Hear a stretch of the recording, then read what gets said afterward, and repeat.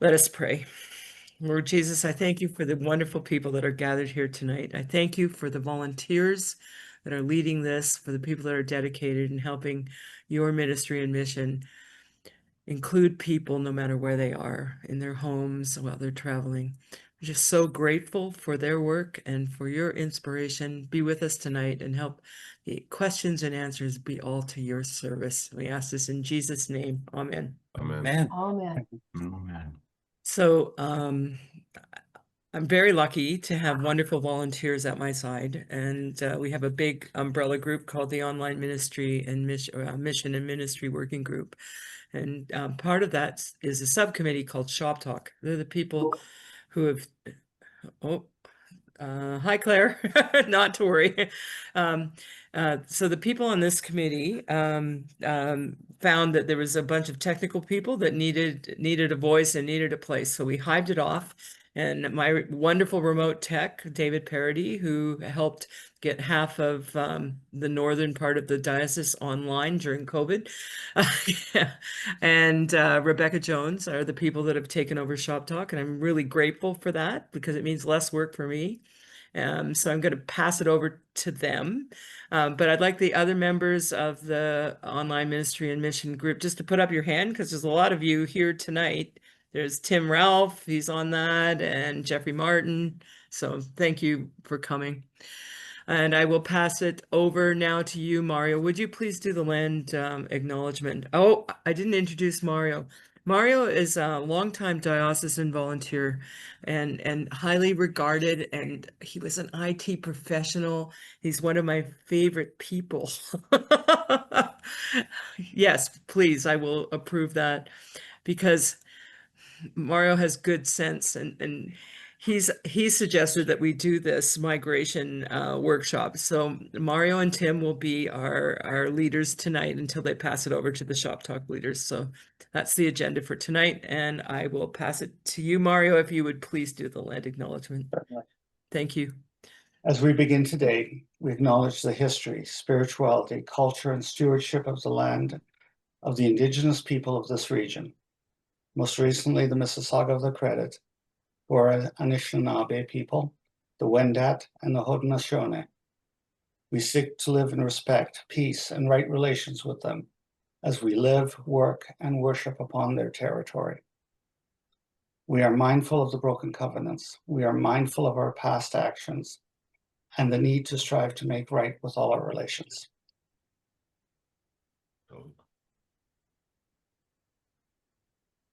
Thanks for that, Mario. Appreciate that. I'll introduce myself. My name is Tim Ralph, and I'm one of Elizabeth's many volunteers. And I have the best role tonight because I didn't have to do any really big preparation. Mario's here to talk a little bit about Windows 11, and I'm here to ask the questions and just sort of keep the conversation flowing as we all think about this migration that's happening. And as you can see on the screen, just so that we have a sense of the flow of the evening, we're going to talk big picture first. What's changing? Like what's happening? What does this all mean? We're going to talk specifically around the church software you might be using, compatibility and hardware. We'll talk a little bit about hopefully a little bit more about security concerns at each of the parishes and data protection. That's a really big part of this discussion. And then how you might want to approach this. What's your transition rollout plan as you look at Windows 11 in our future? And so I'm not going to keep this up the whole time. I personally like to keep either gallery view up or that going up to the view button and choosing multi-speaker because you can see faces a little bigger. Very relaxed tonight. Feel free to raise your digital hand or just raise your hand if you have a question. And we're just going to talk relaxed as we work through those big picture topics.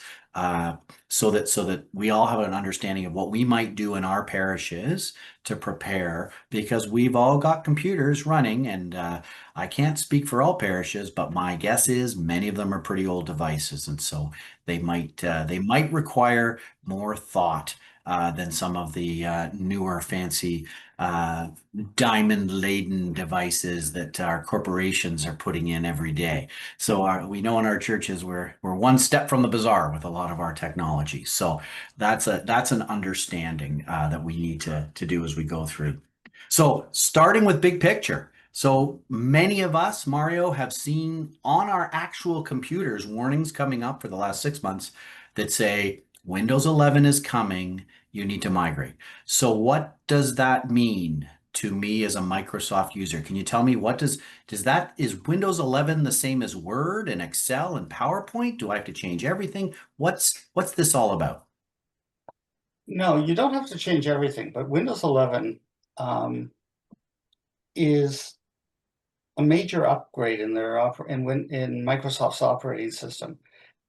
Most of the changes are in the background. Cosmetically, there are a few changes, but from a look and feel, it's pretty similar to Windows 10, and it's very easy to transition to it. What's really changed is they've made the operating system much faster. It runs less items in the background, so things like your battery life lasts longer, software performs better. They've increased the security, and they've, for the first time, adopted what's called a zero trust architecture.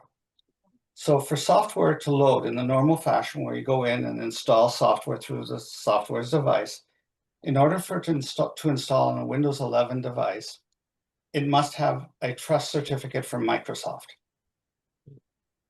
So it cuts out any of the hackers from putting down software that you would normally think is regular software and loading it that way. It does not close off all the workarounds that the hackers have, but it's a step forward. The biggest change is that they are now gearing their operating system to AI. And one of the major things they've done is within the operating system, they've allowed for specific AI processing chips. I don't know if you've seen commercials on TV or heard commercials talking about AI PCs. Mm-hmm. Those are PCs that have one or more of these chips in them to facilitate the processing of the AI function. They look the same as the other one. The biggest difference is they're $400 to $600 more than the same model without these chips in it. They have cleaned up some of the holes that were in their operating system. Before 11, all the Windows were basically features, add-ons, and those things added on to a base kernel. This is the first time they've also changed that kernel. They've rewritten the core of the operating system. Again, mainly to drive those new functions in AI. It has a bunch of other things. The Copilot is built in, which is Microsoft's AI tool, which is actually, of the ones that I've used, one of the better ones. It's actually quite responsive. And if you've got an AI PC, it responds really quickly. It's really quite well designed. They've created virtual desktops. So if you're doing different things, you can create a new desktop to facilitate what you're doing. So you can have a desktop that runs the Zoom service. On another desktop, you could have it specifically to operate Office. I'm pulling examples out of my head. I have 3 functioning desktops on mine. One is that I'm using for my day-to-day stuff. And then I have 2 others that I use for my more creative stuff when I do my photography. Those are the biggest things until you get into the world of gaming and graphics. There's a lot that they've done there as well. Okay, so that's really helpful. So what I'm hearing from you then is I'd like to think in buckets of information. So in one bucket, we have our traditional tools like Microsoft Word, which we use, and PowerPoint and Excel. That's actually not part of this. Those are software pieces that are running separately. We're just talking about the operating system itself, Windows, that needs to be upgraded. And in our older machines, my understanding is Windows 10 is the one we're leaving. It started in 2015. So many of us might have laptops that are that old. Some of us might have newer ones. My understanding is in the next bucket, then this Windows 10 bucket, just the operating system, As of October 14th, that's it. We have to migrate. I have a question for you though. Do we really have to migrate? Is everything gonna, is this Y2K? Are all the steeples gonna fall into the churches? Or what does it mean when we say we're on October 14th, support ends for Windows 10? What does that mean? Is that as disastrous as I feel? On the individual PCs, it really means very little. Everything will continue to run. You won't see any changes. What it does mean is that Microsoft will stop putting out security releases for Windows 10, functionality releases. Gotcha. Will no longer be able to get support if you go on the Microsoft help chat or if you call Microsoft. They will, I'm missing something. I just forgot what it was. Sorry about that.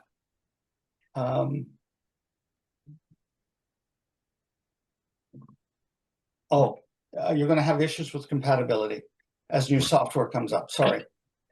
Because the new software will be geared to Windows 11 and probably will not install properly on Windows 10.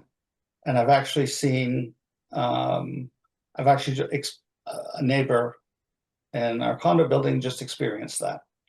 So that's excellent. So, okay. So this is great. Along with it, I must say, go ahead. But if you're using the Windows tools, the Office tools, so Microsoft 365, you do have to be at version 16 or above, which is 2 versions back, or it will not load on Windows 11.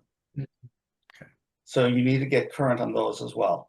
And there's good reasons to do that. That's a different discussion.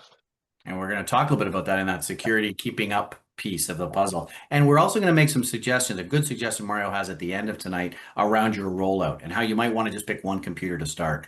But the good news is for the average church, probably for all churches in the diocese, they're all individual machines. And as of October 14th, the world is not going to fall. It just means you won't be getting security updates in the future. So you don't have to panic and run out and buy things right away, but you need to plan forward and start investigating, I guess, Mario, which computers have Windows 11 already. Some might already if you've bought them in the last little while. And then which ones need to be upgraded. Is it easy enough to figure that out? Yeah. If you bought a computer, this isn't an absolute, but mid 22 onwards, it most likely already has Windows 11. There were a few companies that were scamming, third-party companies, not the majors, that were still scamming and putting up Windows 10 on refurbs and other things that were capable of doing it. The upgrade, and I didn't double check this today, but the upgrade is free. If you go to Microsoft's website and go into the Windows 11 page on it, there is an option to check your machine. And if you click on that option, it will download some software and within a couple of seconds tell you if you've got a machine that's compatible or not. That's right. And that's that and I was doing a little research today too. So that's that PC health app, they call it. Yeah. And so if you Google Windows 11 PC health app or just Windows 11, you'll come to the page and it'll literally tell you your machine can be upgraded or your machine can't. It's no longer, it doesn't have the ability to hold Windows 11. That's my understanding. Right. And if it can be upgraded, it will actually offer you the update. Right. Now, but let me just ask you a question right there, because this is something I've heard on the web. So if I decide, well, I'm going to upgrade this is great. I'm going to click the update button.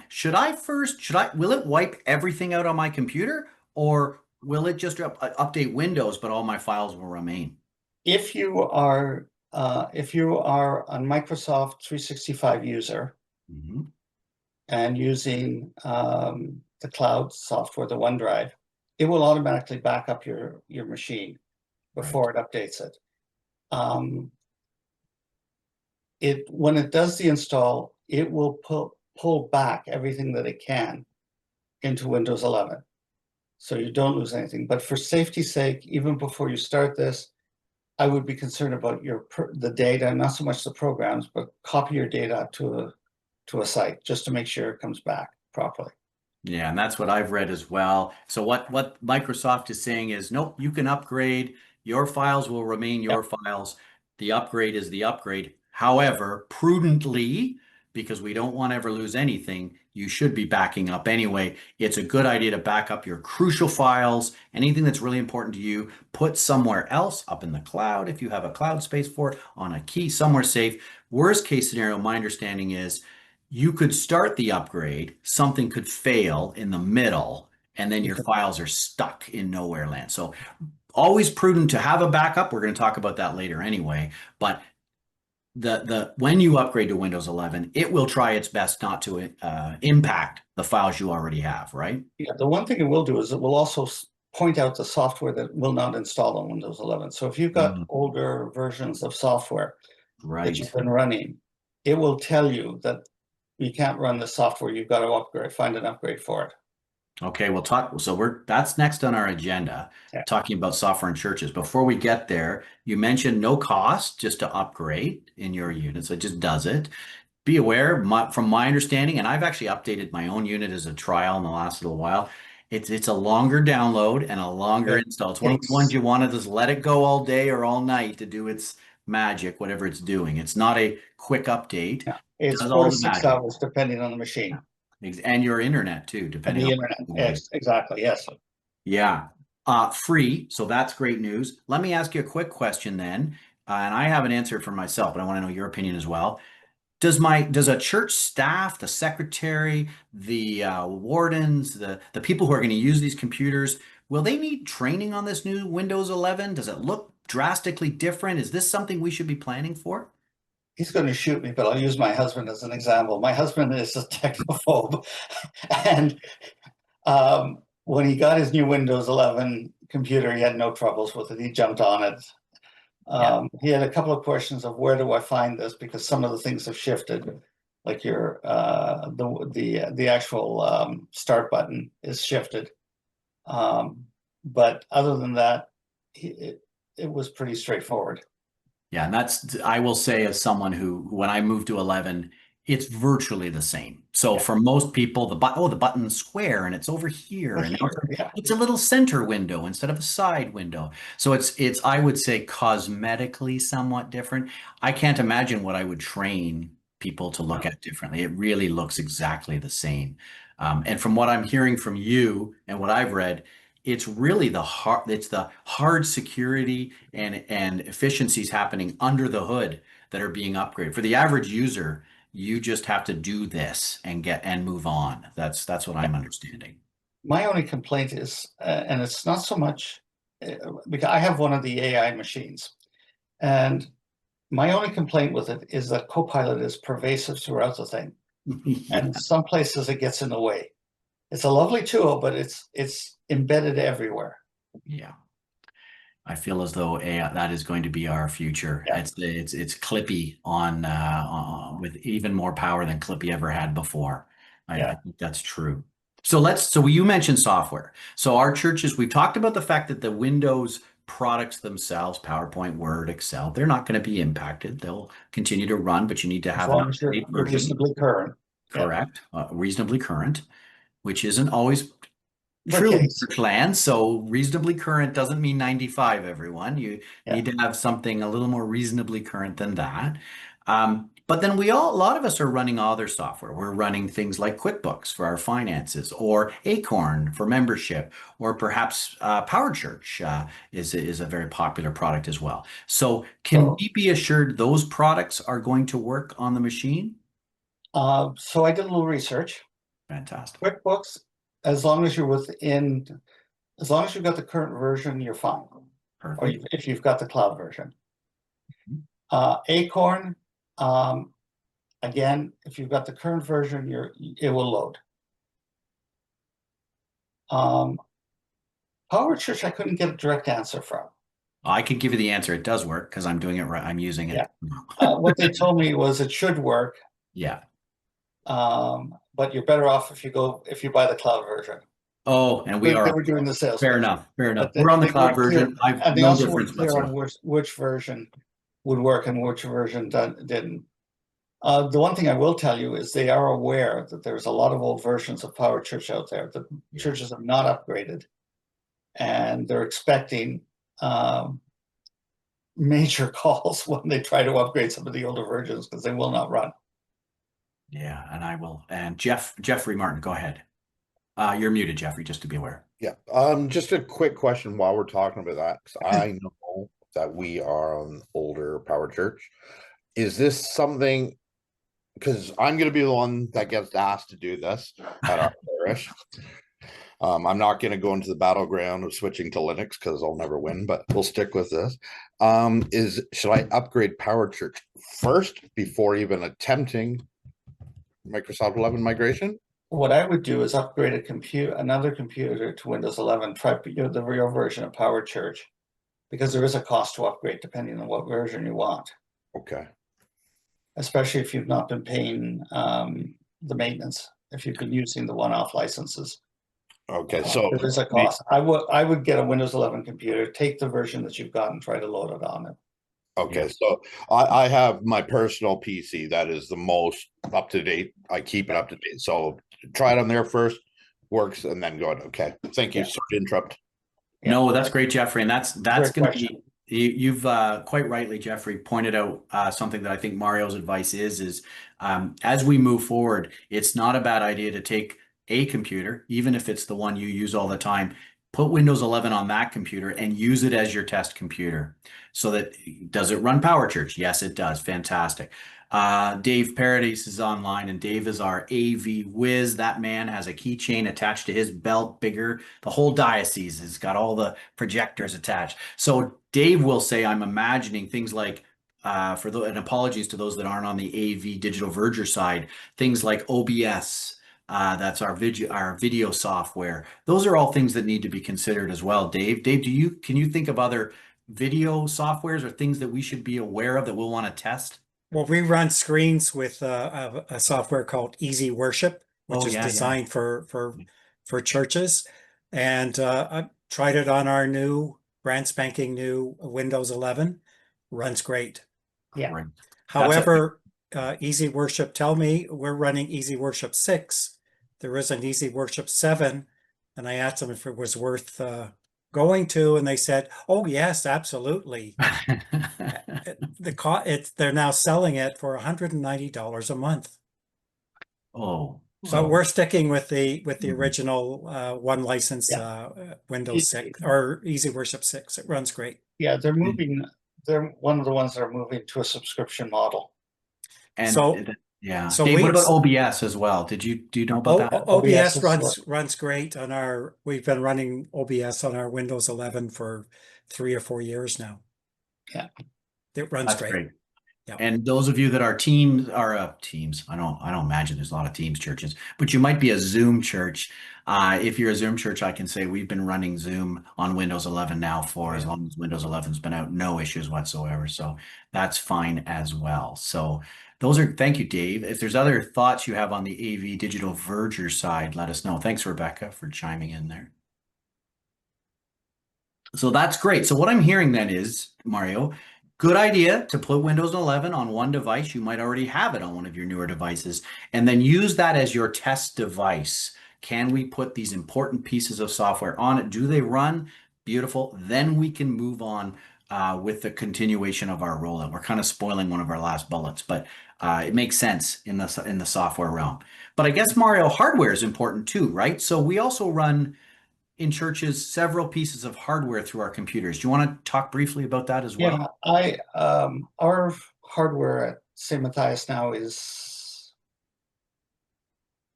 4 years old. So I took my Windows 11 computer in 2 weeks ago, plugged everything in, it booted up fine, everything went. The PTZ camera worked fine, the speakers, the mixing board connected, no problem with drivers at all. So it was just plug and play. Now, so I'll just stop you there. The Digital Verger side you're talking about, for those of you who are wondering, are thinking, oh my, it's getting technical. Mario's mentioning things like the projector in his church, the camera in his church. Sure. I've also done our Epson projector, RPT, Z camera. I've run it through Windows 11. Brilliant. Doesn't even know the difference. Again, I'm going to use for our Digital Verger folks, Elgato, any of that software drivers that do the sound and the audio, no issues. So on that side, we're good. What other peripherals or hardware should we be testing in a church, Mario? I guess printers would be one, Well, right? I was going to say, if you've got older printers, it's a problem. Yeah. It's going to be a problem.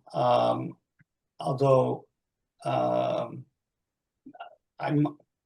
have a 5-year-old HP printer in my office, and it was no problem at all. But if you start getting past the 6-7 year mark, it's going to be a problem. The drivers, what will wind up happening is you'll be using the Windows 10 drivers on Windows 11, which will make it'll work, but it'll be very slow, and you won't get some of the functionality you have out of the proper drivers. If you've got voice over IP, and I know a couple of churches that do, that needs to be checked with your provider. Any issues with internet modems? None that we find. And I've actually talked to friends who work for Rogers, Bell, and TELUS, which covers about 87%. I think it's 87% of the market. There are no compatibility issues with modems. No wireless issues? None that they would disclose, and none that I found. Not with us either, Dave. And we run several wireless networks in our church. Yeah, we've got 4 in our church as well, and it wasn't a problem for any of them. Okay. So that's good. So we've got printers. So I'm hearing a trend though, and it's sad in church land. Part of what you're telling us is after 7 years, that's kind of old for technology. Yeah. So those are the ones you want to be careful about. We've had this printer for 7 years. Well, Mario, am I right? That's old in computer. That's very old. It's ancient in tech terms. In tech terms, that's old. And I used to work for a fairly large corporation, and I was in the IT world, and our rule was 5 years. And in church land, that's just not that's so very expensive to roll in 5, roll all your stuff over. But certainly by 7 to 10, that's quite old. So those are the things you want to be aware of. So I guess in church land, the other thing a lot of churches have been talking a lot about and using are point of sale devices. So Square, Clover, as well. Should we be concerned about those? I imagine. So if you're using devices that are direct on the network, IP direct on the network, it's not a problem because they'll just be on the network. They don't interface. If you're using devices that you're driving through a Windows PC, you need to check with the manufacturer. Now, there's very few churches that do that. So so your tap and go, any of the devices that are directly connected to your modem, it's not a problem. Okay. So and Rebecca is correct. And this is probably the big learning moment. And Rebecca, you must be reading ahead in the textbook because we're really moving right to the security chapter right now. Because what we've been talking a lot about is the older these tools are, especially our laptops, especially our computers in our offices, the older they get, the more they can be a security risk for us, regardless of Windows 11. So Windows 11 is kind of forcing our hand to update some of these tools. Mario, do you want to talk a little bit about sort of the security issues that we're facing around that?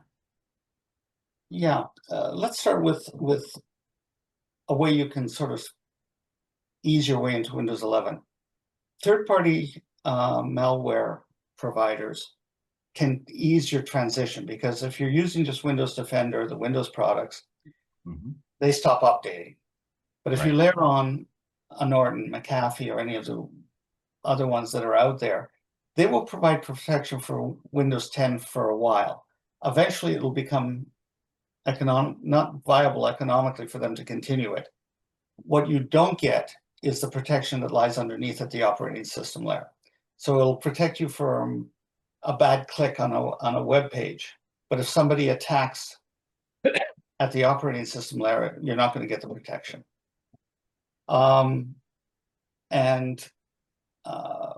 Unfortunately, most deliberate hacking is at that level. So I actually have a good friend who works for Gartner, and asked him to, I got some information from him, and he was kind enough not to charge me for it, but anybody want to take a guess at how many churches were hacked in the US last year?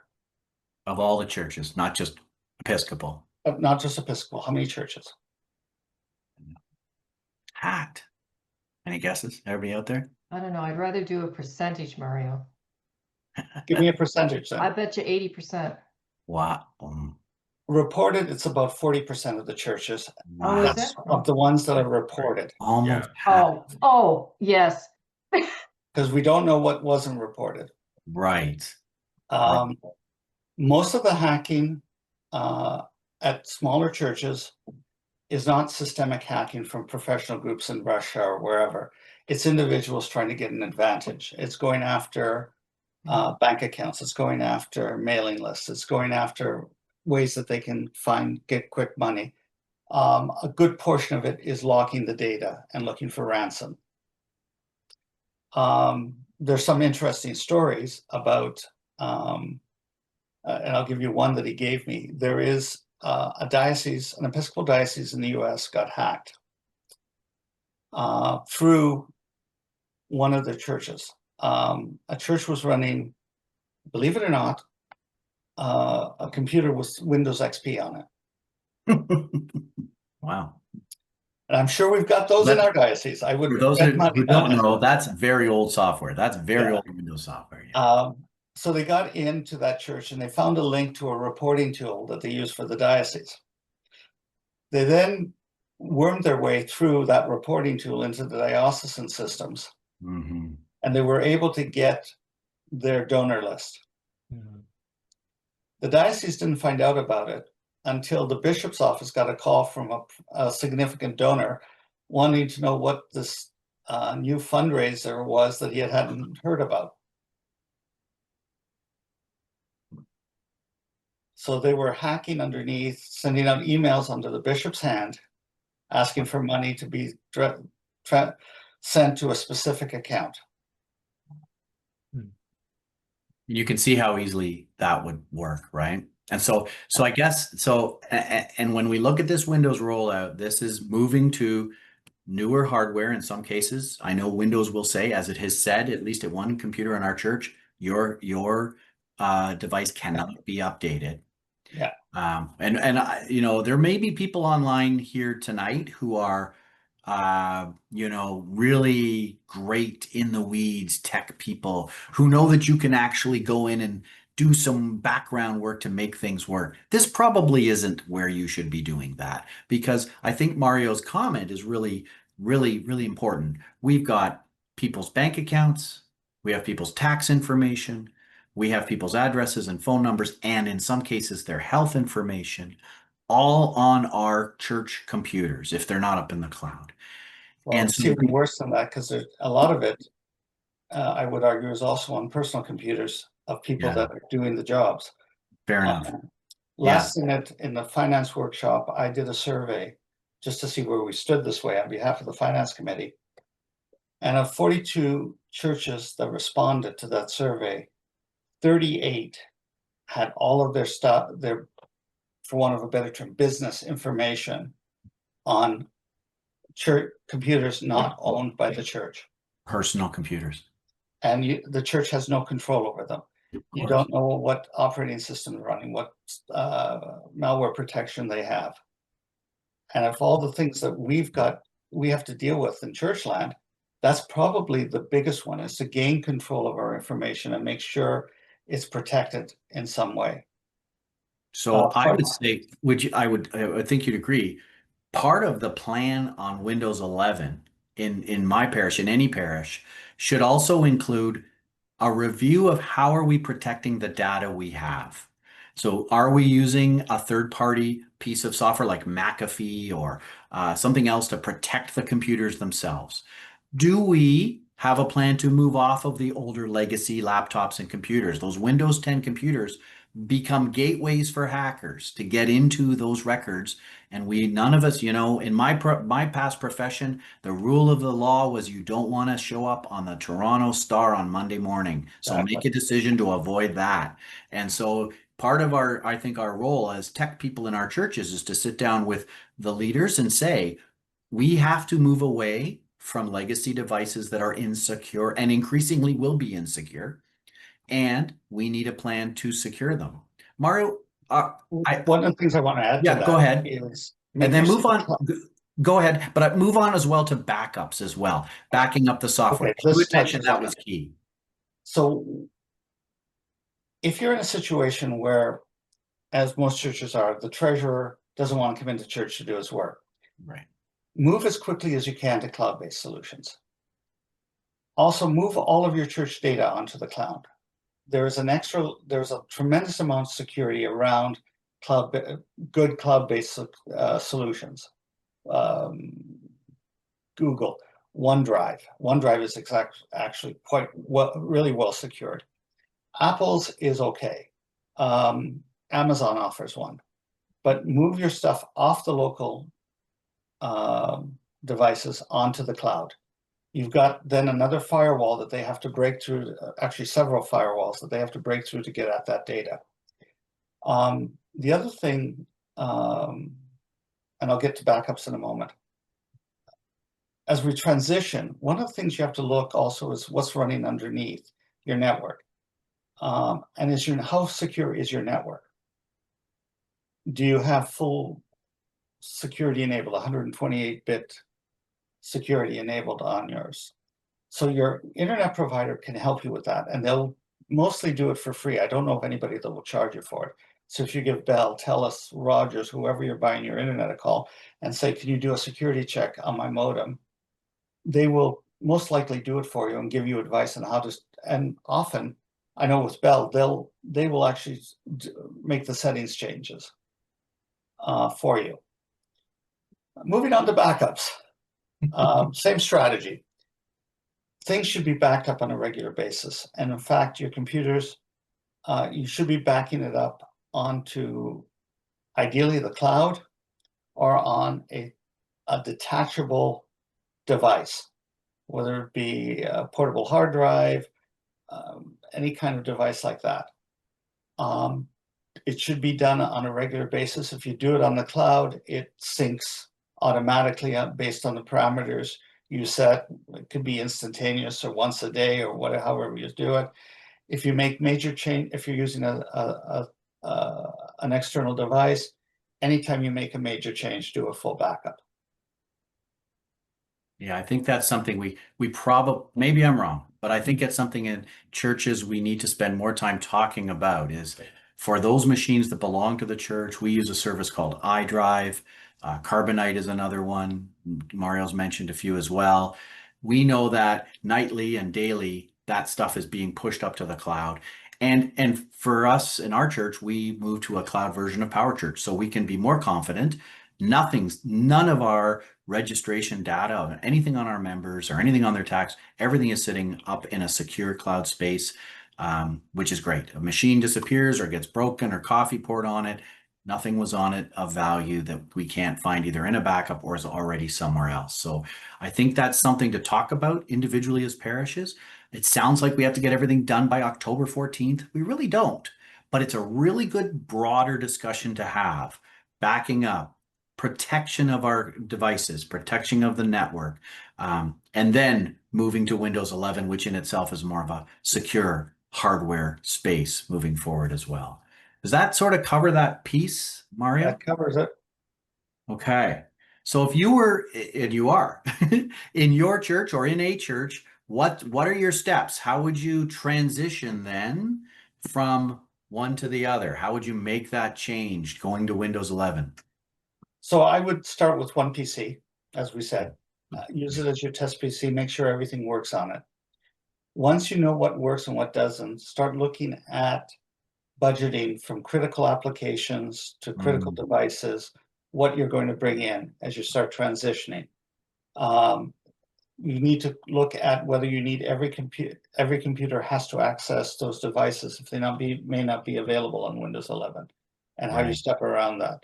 But you need to create a budget because it may cost you some money. You need to look at, as well as the software. It's going to, upgrades for the most part are not free. And especially with the newer versions of software, most of them are moving to a subscription model. Yeah. Where you pay a fee per year to use the software, and they keep it updated, especially in cloud versions. Some of them are a little unreasonable, but you can always find another provider.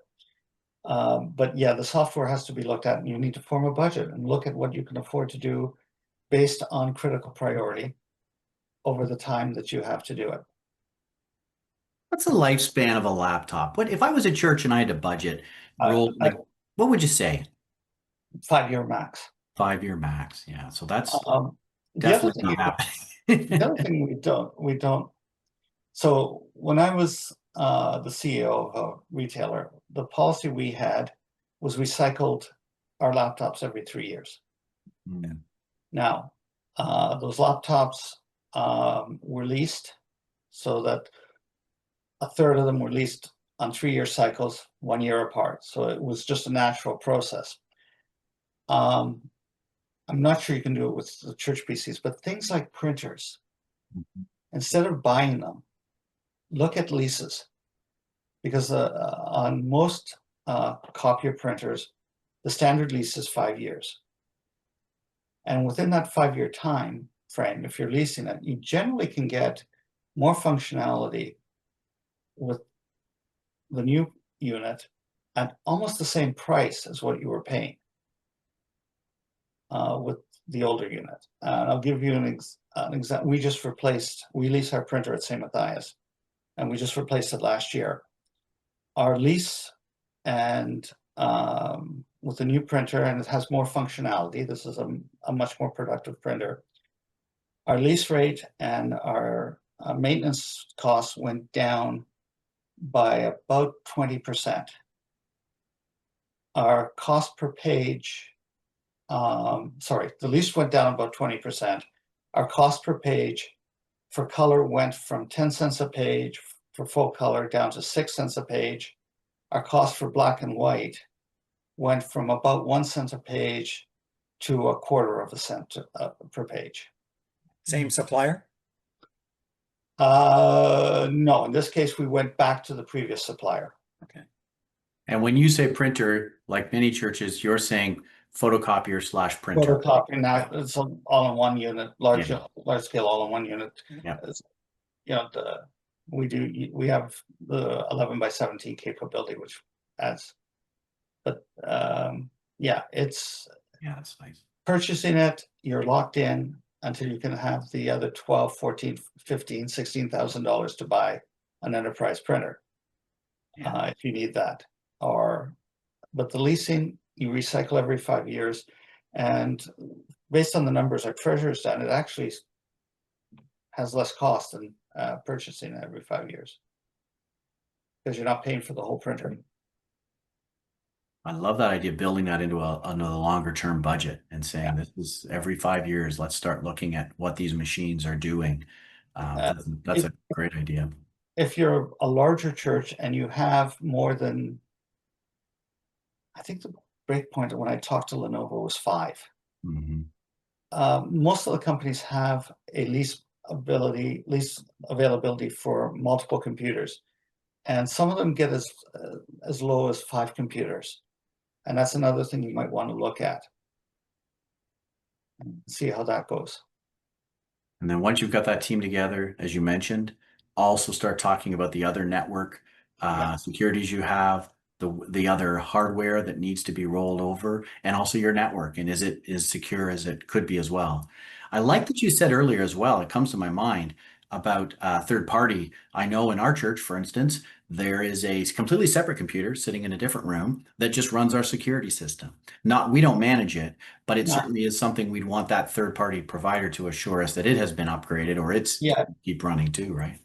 They should have, well, I know they should provide you, if they're running off your network, they should provide you with what's called a trust certificate, what they've done to protect your network as part of the deal. Right.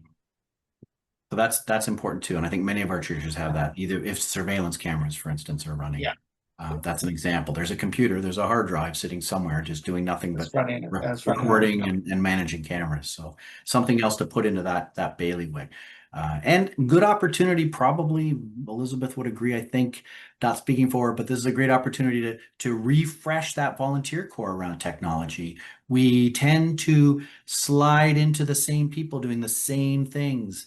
But sometimes when we have a big change like this, you can open the window again and say, hey, are there other people who might be working in the tech sector who have network access experience? Rebuild that committee for this one purpose. You don't have to join it for life, but we want to move everything over and do an inventory and make sure we've got everything we need. This is a good time to do that, especially in September when everybody's keen and trying to grab all the volunteers for themselves. So you can get in there and do that too. I think it's brilliant time. You know, those high school students who you can co-opt at this time of year to get their hours, you know, please do that. Please, just like you have to, you know, build in this sort of cycle of replacement of machines. It's the same with people. Too many treasurers died with all the financial stuff on their computer during COVID. I sadly could rhyme off 3, 4, 5 churches where that happened. So, you know, please.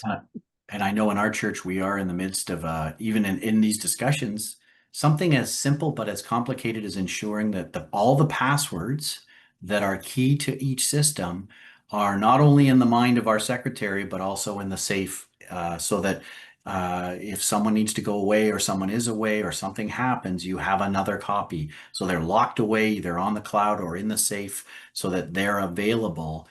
We can't keep them all in the head of one person, or worse, in a book unlocked in a desk. So it's important to do that inventory too, right? One of the things I would suggest is where you're getting more than 3 or 4 people involved. Yeah. Using systems, look at a password management system, because that way you only have to manage one password. Right. Right. And it tells you the rest. It tells you the rest, and you can change the rest. You can control access with it. And those systems are not terribly expensive.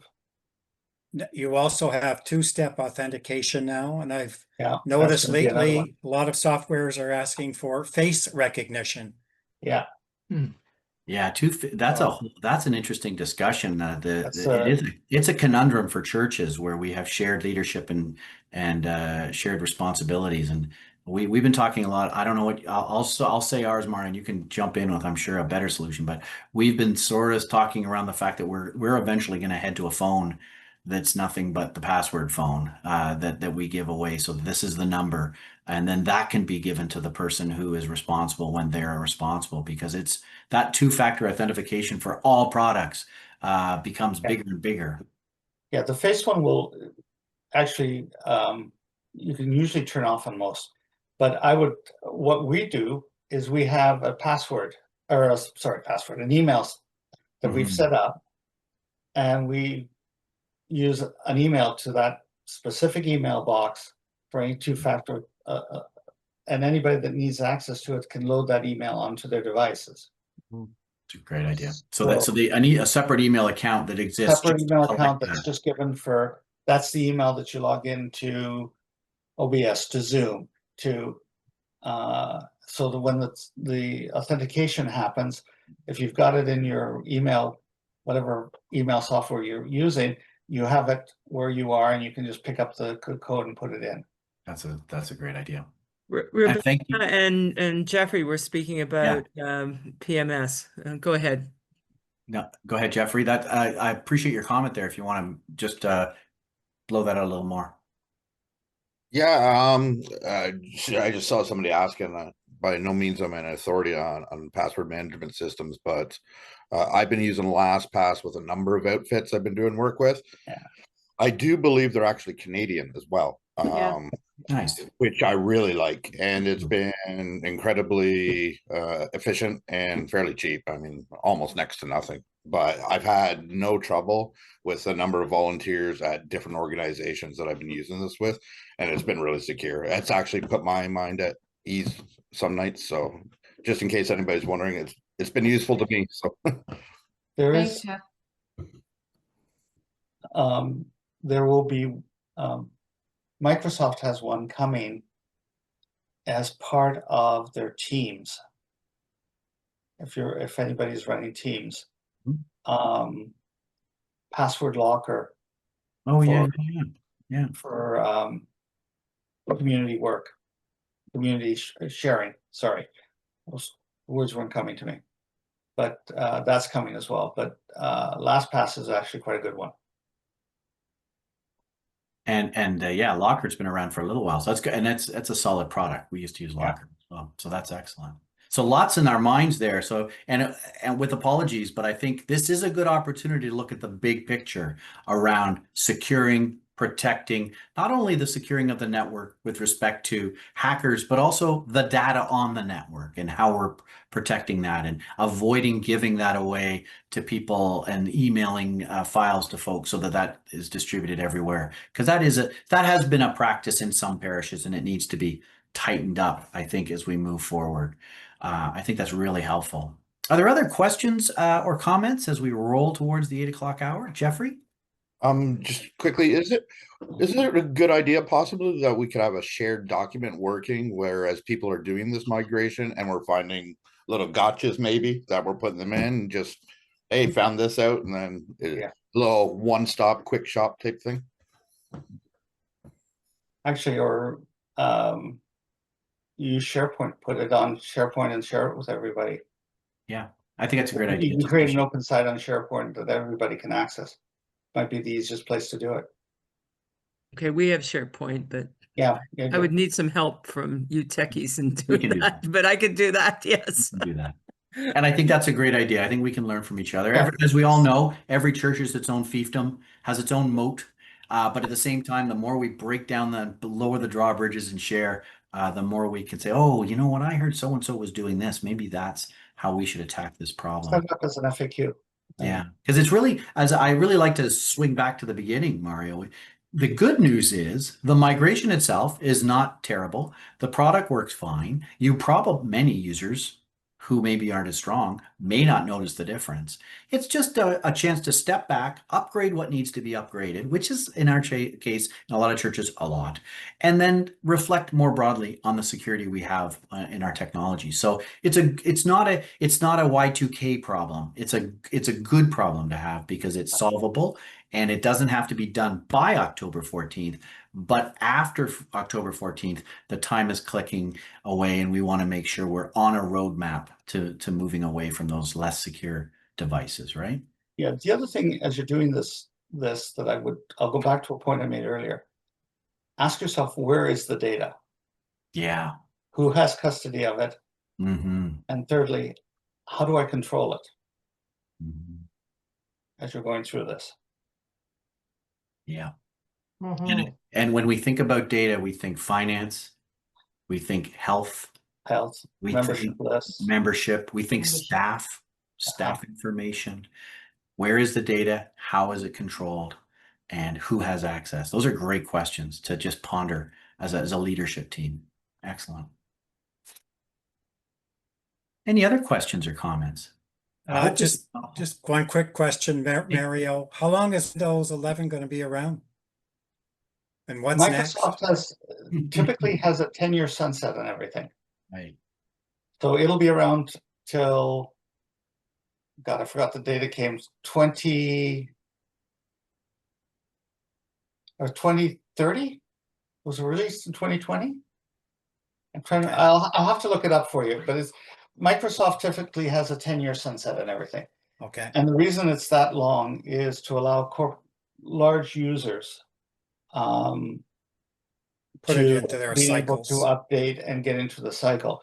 So there is already pushback from some retailers, because enterprise POS systems are, if you're a Loblaws and you have 30,000 POS systems that you have to upgrade, the testing and finding, do you keep the same software? Do you change? How secure is that software? Hospitals are also having a big issue with this. Not so much the ones that are that have adopted cloud-based solutions, but the ones that are still running their own software is having a huge problem with this.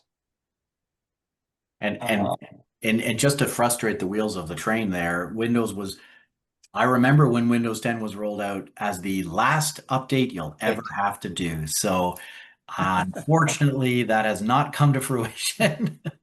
Technology moves, and Yeah, exactly. what everything that's brought up today is obsolete by tomorrow. Is the way you have to look at it. And it doesn't matter whether it's Windows, iOS, the Apple products, Android, Linux. They've all have ways of obsolescing hardware and environments that they operate in.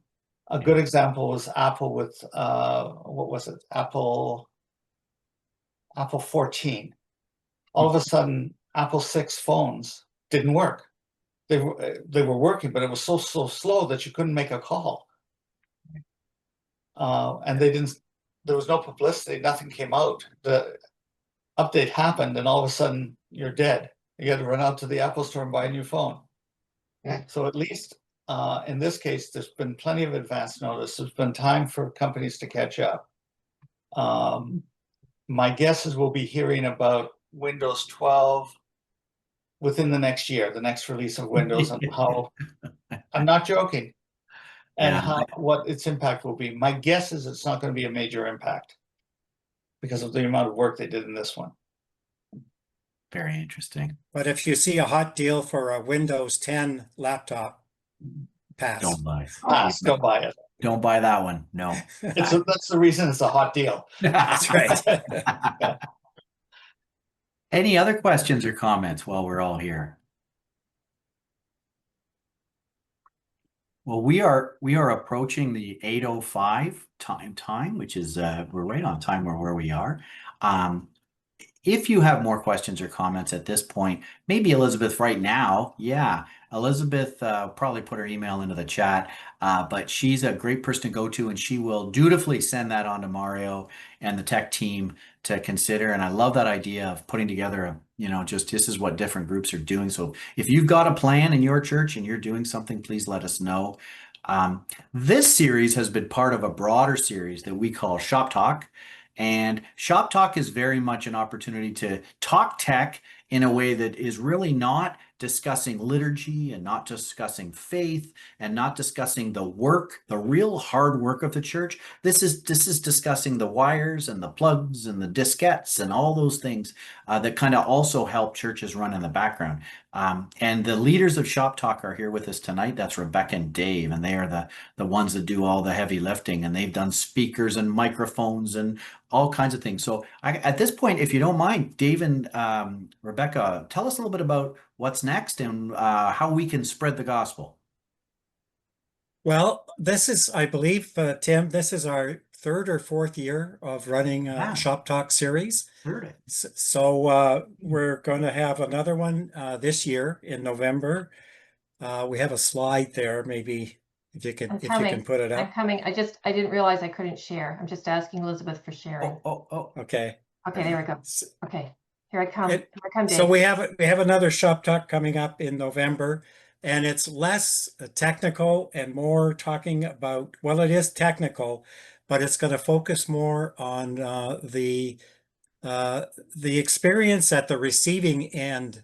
That is our worshipers, our online worshipers, and the quality of the broadcasts that are getting. Sure. So how can we do all kinds of little improvements with audio and text and sound to make their experience more meaningful and richer?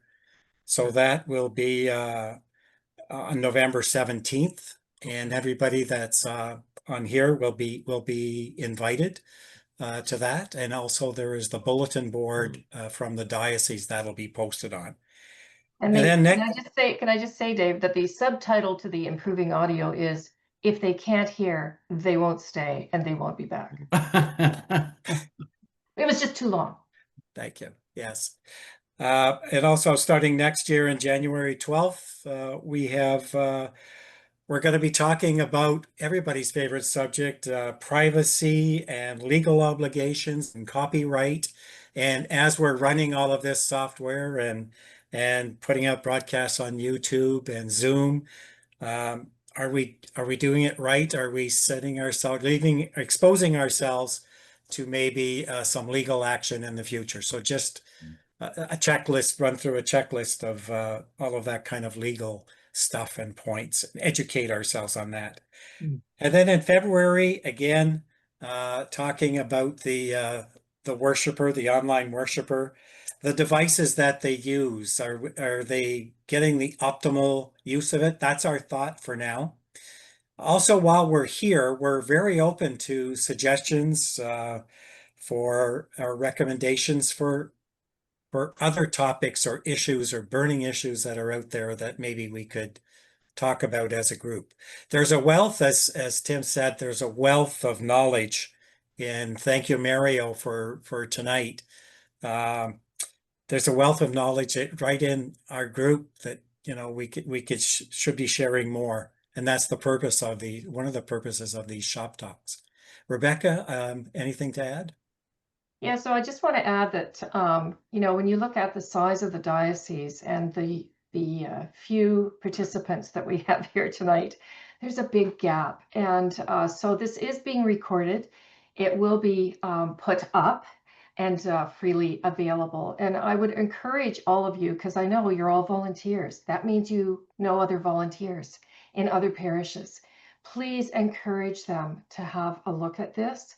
And to get in touch with us. And Dave's absolutely right. I mean, we're open to topics. It was really as we were putting this one together that I become increasingly concerned about not just the digital divide, but the device divide. Because think about it, what we've just been talking about is really at the corporate level. So our parishioners, our community, our potential parishioners, everybody's a potential parishioner. You know, if they don't have devices, they can't possibly be a part of our online mission or ministry. So something for us to grapple with. Mm. I want to thank these wonderful volunteers. Mario, who stepped in to help our group. Tim Ralph, who is the best interviewer, you know, online as far as I'm concerned. Now that Jimmy Kimmel and you know, Colbert have been cut, right? So actually, Kimmel's coming back. He's coming back tomorrow. Yeah, there you go. Anyway, you guys are just awesome, and I am in awe of the work that our group does, the work that you folks have done. I've been asked to do a workshop with Deb Whalen. We thought we'd put in the Shop Talk series, but it might be a standalone on online volunteering and what that means around digital verger. You heard Tim talk about that, and also about belonging and inclusion for online. So we're going to do that. That's more on the soft side, less shop talk, maybe just talk. I don't know. We'll call it something else. But if you guys have topics you want covered, you know, I am like the triage nurse. Like I take it in and then send it out. So please contact me. Thank you so much. Wonderful people. Thank you for your time, those who attended. That was great. Thanks, everybody. Thank you. Yeah, bravo. Thanks, everybody.